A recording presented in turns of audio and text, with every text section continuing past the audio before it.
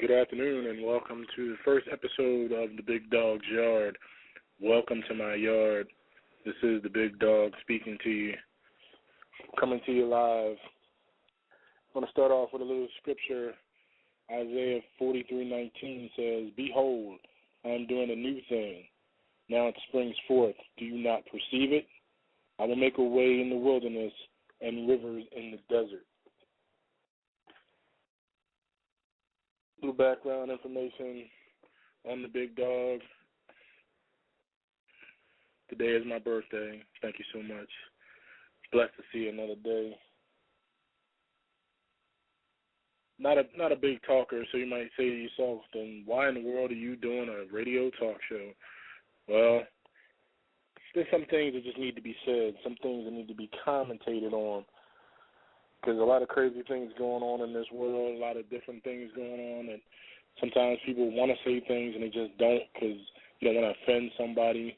And I want to say, from the outset, we're not going to be on here just trying to offend people or just trying to get under people's skin, but we're going to be speaking truth. And sometimes when you speak the truth, it hurts. And some people may not like what's said, but like I said, the intention is not to hurt anybody's feelings. But we're going to be speaking some truth. We're going to be dealing with some light stuff, some heavy stuff, some deep stuff, some stuff that sometimes people don't want to talk about as we move forward with this show. But I want to give some quick shout-outs first to my wife for suggesting and supporting this endeavor. She kind of is the producer and head honcho on this endeavor, and without her, I probably wouldn't have even stepped out to even do such a thing. Shout out to my boy Eric Terrell of the Eric Terrell Show, also on Blog Talk Radio, for some inspiration. Not nearly as funny as Eric, so please don't, if you tune in to me, please don't expect to laugh too often. I can be funny, but Eric's a funny dude, so I want to thank him for some inspiration. Shout out to my Triumph Baptist Church family and my own family. So let's get right to it, folks. The Olympics are coming up. But first, let me say we weren't going to have a topic today. We were just going to do some house cleaning things and kind of set you up for what to expect. But I'm going to get right into it. It's kind of been stuck in my craw over the last couple of days. The Olympics are coming up this year. It's 2012 Summer Olympics, and I want to talk about the men's basketball team. Kobe Bryant has suggested that his current team, the current 2012 team, would have defeated the 1992 Dream Team in their prime. And, of course, some of those players from the Dream Team have weighed in. Charles Barkley, Michael Jordan specifically. And I'm going to have to say, I think Kobe is a phenomenal player. He's going to go down in history as one of the greatest of all time. Obviously, first ballot Hall of Famer, things like that, MVP, all that great stuff. But I seriously think I know he missed the boat on this one because the Dream Team had 12 players, and 11 of them are already Hall of Famers. And, when I look at the current team that's going to London to play for the gold medal, I imagine Kobe and LeBron and probably Kevin Durant are future Hall of Famers. But after that, who we have? Maybe Chris Paul. But I don't see Russell Westbrook in the Hall of Fame. I don't see James Harden at this point, Tyson Chandler, Kevin Love, Deron Williams, Andre Iguodala. These guys have a lot left to try to accomplish to make the Hall of Fame. I think you ask any Sixers fan whether Andre Iguodala is on the same level as anybody on the Dream Team, except maybe Christian Laettner, who was a great player for what he was. He was the best college player in the world, but here he was now on a team full of guys who he couldn't even really carry their jockstrap. So when you look at them, when you match them up it's just unbelievable. I mean, Kobe's team has 6 rings. Kobe has 5. LeBron has 1, and I believe Tyson Chandler won 1 with the Dallas Mavericks. When you look at the Dream Team, Jordan had 6, Magic had 5, Bird had 3, Pippen had 6, Drexler had 1, and David Robinson had 2. So, you know, for those people who like to go with rings and championships, there you go right there. Jordan and Pippen alone had more than the entire current team, and Magic and Bird, being on separate teams, had more than that entire current team. That's not to suggest that the current team is not a great team and that they're not great players, but when you look at these guys,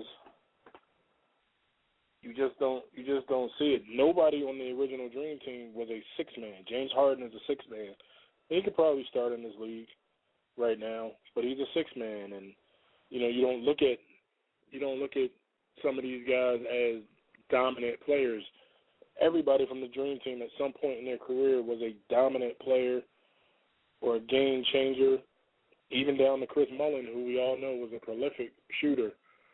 And he may not have been the fastest, he may not have been the most athletic, but you definitely needed to know where Chris Mullin was. Stockton and Malone, probably the best 1-2 combination in the history of basketball, the best guard to forward combination. I mean, they brought back the pick and roll and made it a thing of beauty, whether you liked them or not. Jordan, Magic, Bird, they kind of speak for themselves. And those of you who don't know, Charles Barkley, my favorite player of all time, the most, in my opinion, most underrated, unappreciated, unaccepted player in the history of the game, undersized forward that out-rebounded guys 6-7 inches taller than him.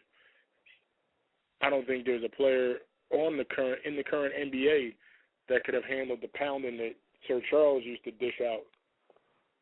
I mean, so many of these guys are great players now. Look at the rule changes. You can't touch them. If you breathe on them, it's a foul. So back when Magic, Bird, and Barkley and those guys were playing, I mean, they got roughed up pretty good. I mean, you get smacked in the face for going down the lane.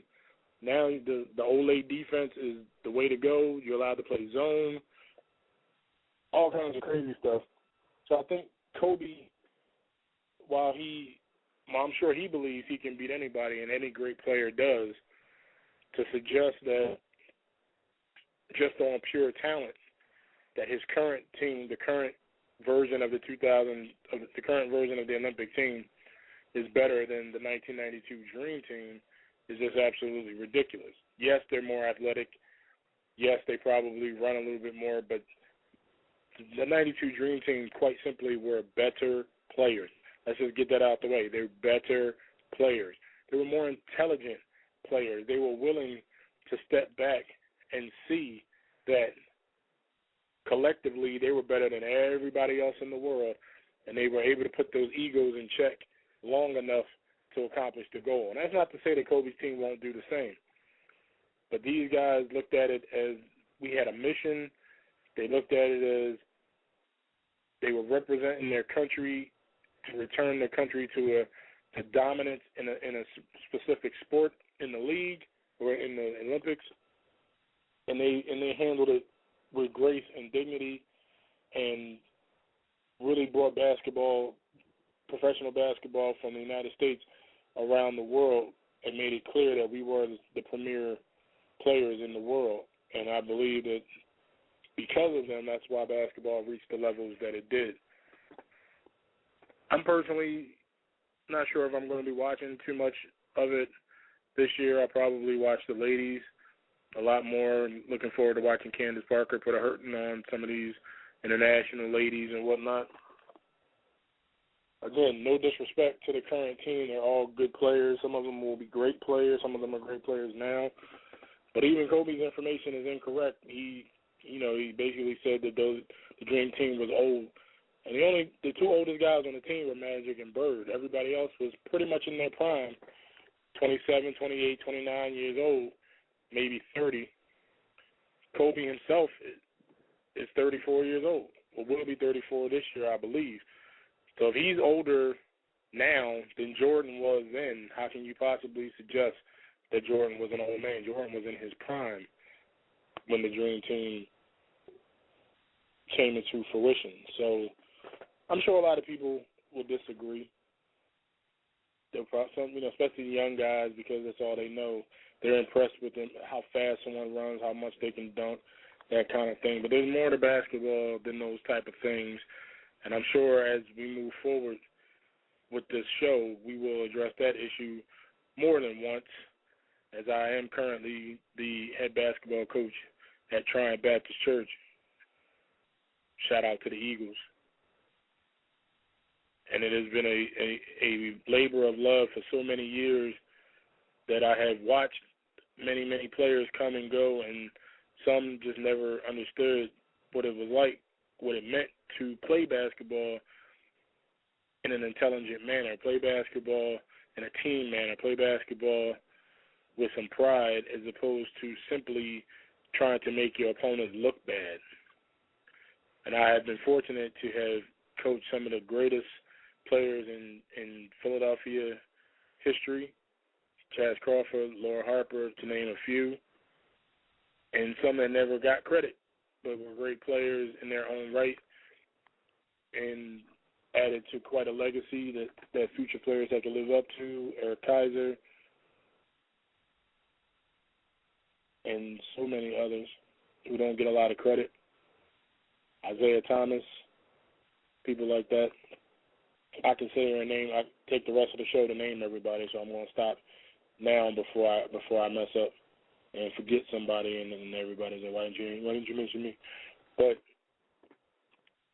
I believe that Kobe is trying to psych his team up to try to get them in the mindset that the Dream Team won by an average of 43 points a game, so let's get ourselves hyped up so we can do the same. I think they should be more concerned with winning and playing well together, because if they focus on winning by 43 points or more, then they're not focusing on doing what they have to do to win the game. Just go win the gold medal. If you win every game by 20 or 25, you still dominated. They're not the Dream Team. There is only one Dream Team. There will only ever be one Dream Team. And I think Kobe's ego is allowing him to just talk a little bit too much trash right now. So that's my first episode, folks. I want to thank you for spending some time with us and welcome you again to the Big Dawg's Yard. I want to leave you with this. Remember that every dog has his day, but some dogs, good dogs, the best dogs, we have too. Thank you for spending a few minutes with us, and I hope to see you, or hope to let you hear from me again, and I hope you listen in again. This is the Big Dawg signing off, closing up the yard for the day. Well, meet me, Jesus, meet me in the middle of the air. And if these wings don't fail me, I will meet you anywhere. Ain't no grave